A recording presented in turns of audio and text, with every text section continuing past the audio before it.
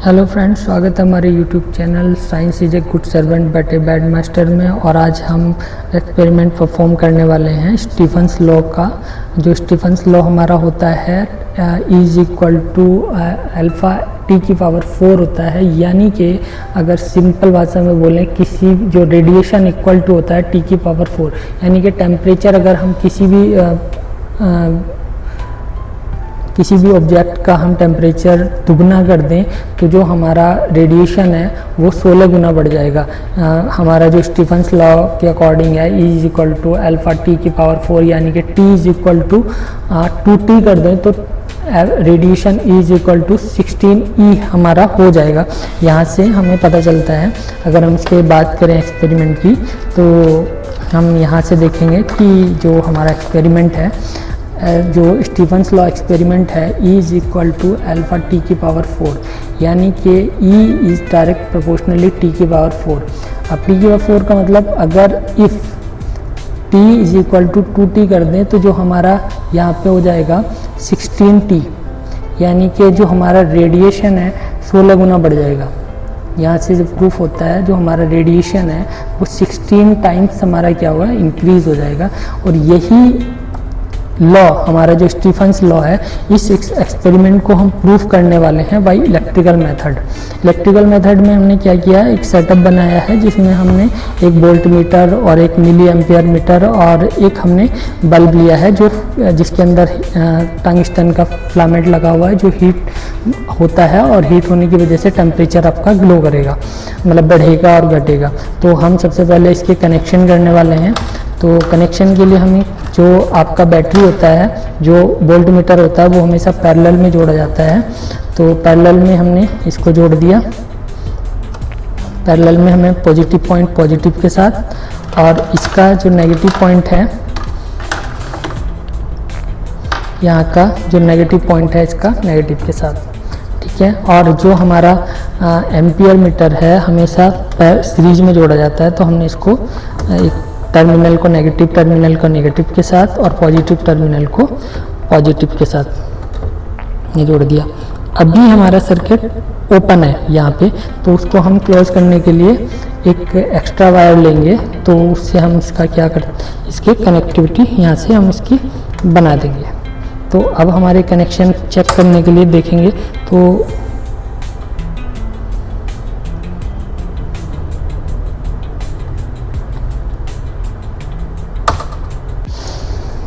Connection check करने के लिए अगर हम वोल्टेज बढ़ाएंगे तो आपका हमारा मिली एम्पियर करंट आपका बढ़ेगा, तो हमारी कनेक्शन आपकी ठीक है।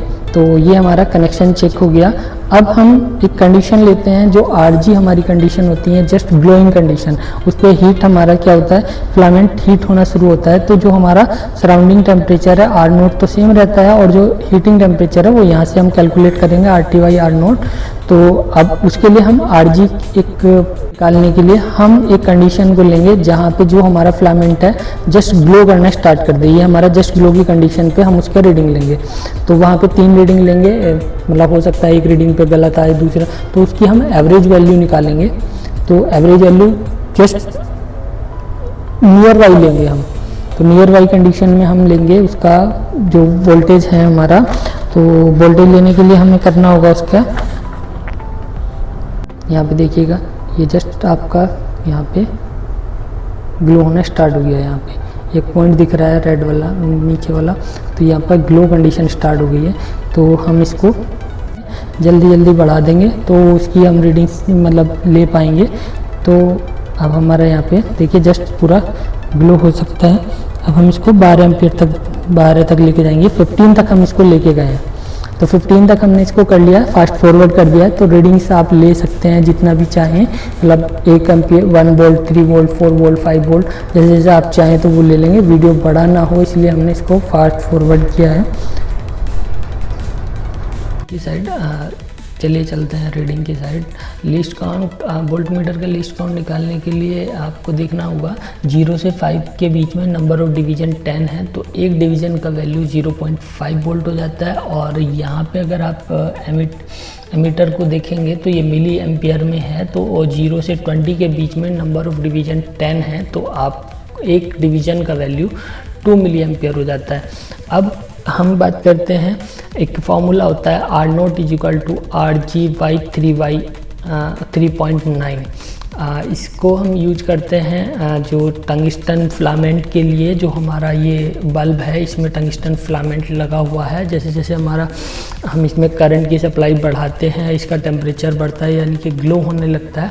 अगर हम R naught is equal to R G just glowing condition, अगर बात करें हम ग्लोइंग कंडीशन हम क्यों लेते हैं कि भाई हमारा आर नोट मतलब जो रूम टेम्परेचर है, आर नोट का मतलब होता है कि रूम टेम्परेचर 273 केल्विन। और इस पे भी हम रीडिंग्स ले सकते हैं, बट ले सकते हैं मतलब लेना R naught is equal to are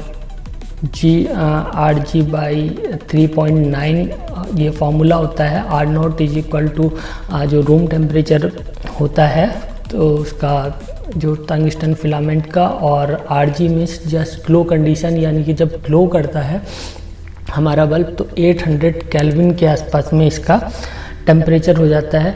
अब बात आती है कि आर ग्लो कंडीशन ही हम क्यों ले रहे हैं यहाँ पे। तो ग्लो कंडीशन हम इसलिए लेते हैं, अगर हम रूम टेम्परेचर पे अगर फिलामेंट की बात करें तो वहाँ पे आप जब करंट फ्लो करवाएंगे मतलब उसमें तो बहुत माइनर करंट फ्लो होगा, जिससे टेम्परेचर मतलब बहुत रूम टेम्परेचर के आसपास ही रहेगा, और जो रेजिस्टेंस है आपका बहुत माइनर हो जाएगा, और मिली करंट से भी मतलब माइनस नैनोमीटर के आसपास। और हमारे पास कोई ऐसा इक्विपमेंट नहीं होता है जिससे हम उस करंट को मेजर कर पाएँ जो रूम टेम्परेचर पे आता है। तो इसीलिए हम जस्ट ग्लो कंडीशन पे बात करते हैं। तो वहाँ पे 800 केल्विन पे आपको दिखेगा फिलामेंट का टेम्परेचर, और वहाँ पे रेजिस्टिविटी भी आपका बढ़ जाएगा। तो अब आप बात करते हैं जैसे जैसे हम आप बात करेंगे जैसे जैसे हम इसको बढ़ाते हैं। देखिए ग्लो कंडीशन हम अभी आपको दिखाएंगे। यहाँ पे जैसे हमने इसको वोल्टेज बढ़ाना स्टार्ट किया है तो हमारा करंट बढ़ना स्टार्ट हो गया है। तो आपको दिखा होगा भी जो ग्लो कंडीशन है वो जस्टिफाई हो रही है यहाँ पे, मतलब ग्लो होना शुरू हो गया है बल्ब। ये यहाँ पे देखिए कितना माइनर सा टिप का आ रहा है यहाँ पे। तो अगर हम वोल्टेज बढ़ाएंगे तो आपका हमारा मिली एम्पियर करंट ग्लो होना स्टार्ट हो गया। तो ये हमारी ग्लो कंडीशन है। तो R naught is equal to R G by 3/9 जो फॉर्मूला होता है वहाँ के लिए हम ये रीडिंग्स को नोट करते हैं। तो वहाँ पे हम 3 कंडीशन लेते हैं। 3 कंडीशन मीन्स जहाँ पे जस्ट बल्ब ग्लो होना स्टार्ट होता है उससे एक रीडिंग पहले और एक रीडिंग आगे की।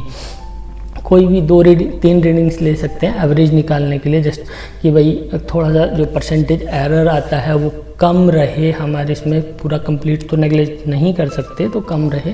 तो हम 2 और 2.5 और 3 वोल्ट पे हमने जो करंट लिया है। तो करंट हमेशा ध्यान रखिएगा, मैक्सिमम बच्चे जो गलती करते हैं यहाँ पे एमीटर यानी कि करंट का यूनिट में करते हैं। तो जो यहाँ पे एमीटर लगा होता है वो हमेशा या तो मिली एम्पियर का होगा या फिर माइक्रो एम्पियर का, मतलब छोटा ही होगा। अब मैक्सिमम बच्चे इसको एक एज ए एम्पियर काउंट कर लेते हैं। अगर बात करें कि एम्पियर ने क्या करें कि 28 एम्पियर, 32 एम्पियर और 36 एम्पियर, ये जो एम्पियर होता है कि अगर तो ये इंडस्ट्रियल मेथड में, मतलब इंडस्ट्रियल जैसे बड़े बड़े हैवी मोटर्स होते हैं 2000 किलोवाट और 3000 किलोवाट मोटर्स में इतने एम्पियर की ज़रूरत होती है। और वहाँ पे जो वायरिंग होती है 10 mm और 15 mm के आसपास में होती है। जैसे 11000 की जो बोल्ट आपने लाइन को देखा होगा उस थिकनेस की जो वायरिंग होती है उस टाइप की वायरिंग। और हमारा इंस्ट्रूमेंट तो बहुत छोटा सा इंस्ट्रूमेंट है, USB पे भी चल जाता है। तो आपको समझ आ गया होगा कि हम कभी भी जो वोल्ट मीटर जो एमीटर करंट से करंट की यूनिट आएगी वो हमेशा मिली एम्पियर या माइक्रो एम्पियर में आएगी, ना कि एम्पियर में। और एम्पियर में अगर आएगी भी तो 1 या 2 एम्पियर मैक्सिमम होगा उसमें। तो ये हमारे यहाँ पे जो करंट जैसे जैसे हमने 2 वोल्ट पे 28 मिली एम्पियर हमारा करंट आया था, 2.5 वोल्ट पे 32 मिली एम्पियर और 3 वोल्ट पे आपका 36 मिली एम्पियर। अब ये हमने अब जब हम RG = V/I निकालते हैं तो हमारा करंट जो वोल्टेज होता है वो वोल्ट में होता है और करंट हमारा मिली एम्पियर में आया है। तो बट हम इसको करंट को V/I निकालने के लिए करंट को हम एम्पियर में कन्वर्ट करेंगे। तो जो 28 इज इक्वल टू 0.028 एम्पियर और 32 इज इक्वल टू 0.032 एम्पियर और 36 milliampere is equal to 0.036 ampere. और RG का जो फॉर्मूला होता है VYI, तो वोल्टेज को करंट से डिवाइड कर देंगे तो ये तीनों का आ जाएंगे, और इसका एवरेज निकालने के लिए तीनों को जोड़ के 3 से डिवाइड कर देते हैं यहाँ पे। तो जो एवरेज RG ग्लोब का जो रेजिस्टेंस आया है वो आया है 77.62 ओम। अब इसको हम R0 यानी कि रूम टेम्परेचर के इक्वल हम रखते हैं, तो 7.62 divided by 3.9 is equal to 19.90 ohm. ये एक स्टैंडर्ड फॉर्मूला होता है टंगस्टन फिलामेंट के लिए, तो हम इसको यूज कर रहे हैं। तो R0 की वैल्यू जो रूम इक्वल में आती है 19.90 हमारे एक्सपेरिमेंट्स में। तो अब हम एक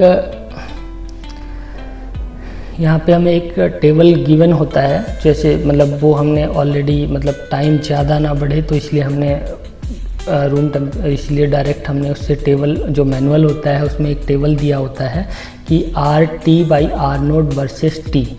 T मीन्स टेम्परेचर होता है, जैसे जैसे आपका फिलामेंट हीट होगा उसका टेम्परेचर कितना होता है उसके रेस्पेक्ट में जो रेजिस्टेंस है RT/R0 का जो रेशियो है कि भाई टेम्परेचर बढ़ रहा है उसका रेजिस्टेंस, और जो रूम टेम्परेचर पे उसका रेजिस्टेंस था मतलब ग्लो कंडीशन पे था उसका जो रेशियो होता है, तो उनके बीच में एक ग्राफ होता है, मतलब ये गिवन होता है टेबल। तो इसका यूज हम बाद में बताएंगे कि कहाँ करेंगे। तो अब नेक्स्ट कंडीशन जब चलते हैं हम यहाँ पे, आप देखेंगे यहाँ पे आप देखेंगे जैसे जैसे आप वोल्टेज बढ़ाएंगे तो आपका करंट भी इंक्रीज होना स्टार्ट हो जाएगा। तो करंट इंक्रीज होगा मीन्स वोल्टेज इंक्रीज हो रहा है, क्यों, because B directly proportional to I होता है।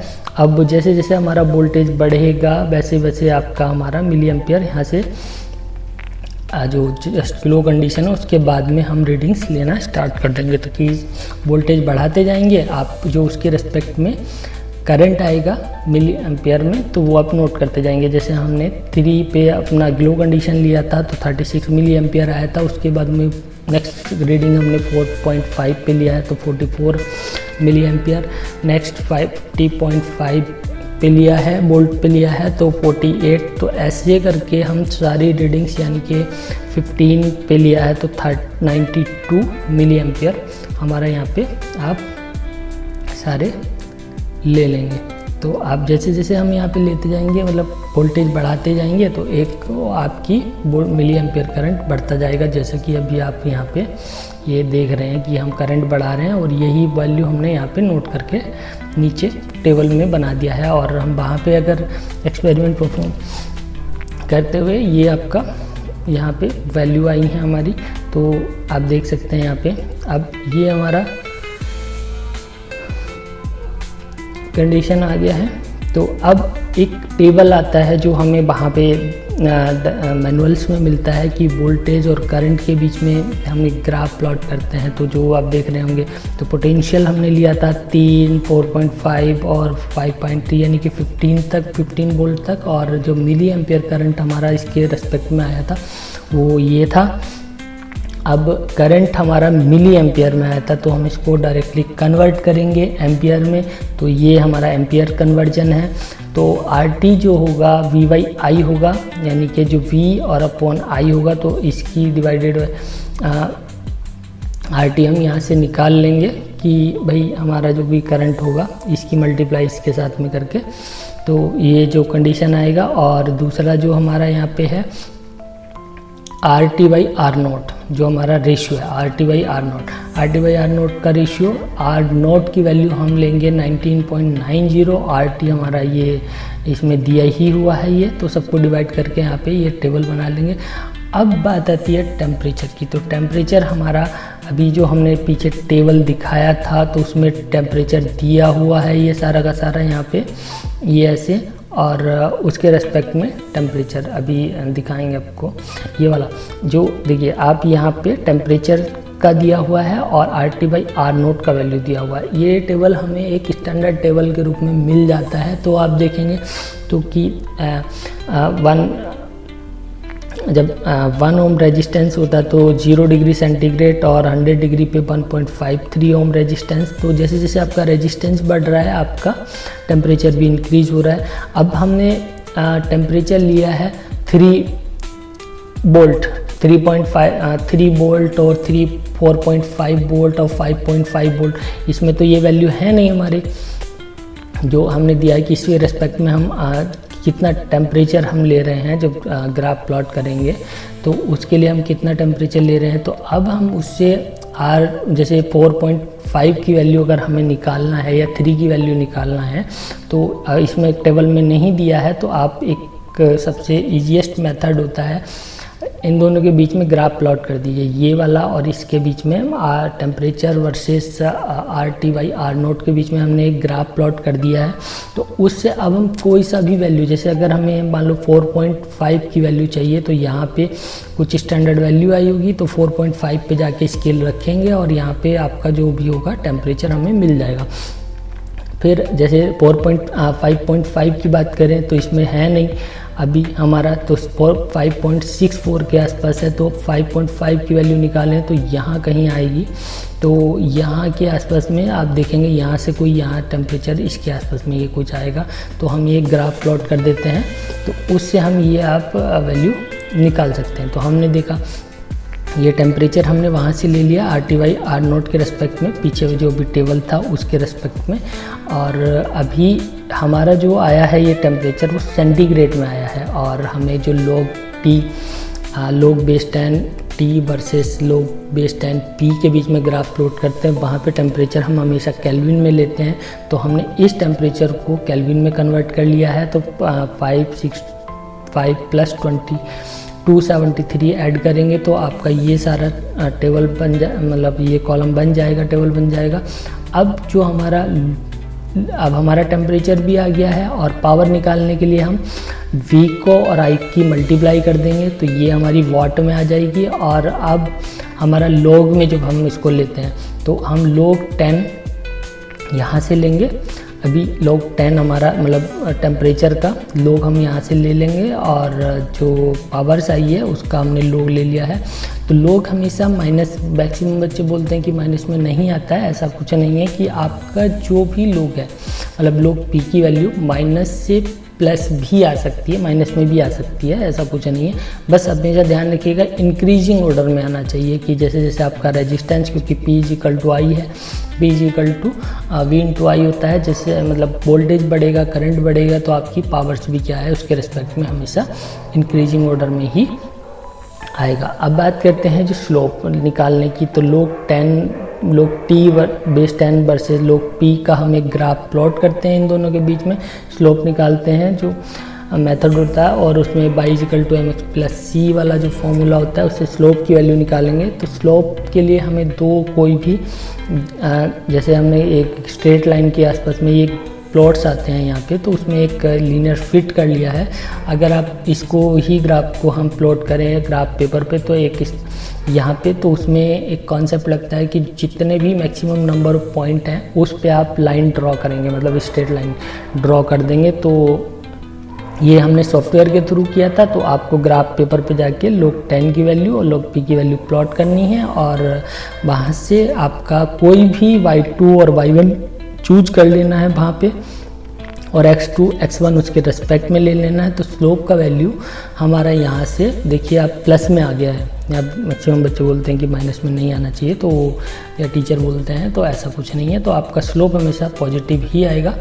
तो 4.779। और अब क्वेश्चन आता है कि जो सिग्मा की वैल्यू होती है वो 4 के आसपास होती है कि भैया अब हमारा इतना इंक्रीजिंग ऑर्डर मतलब ज़्यादा कैसे आया, 0.779 कैसा आया।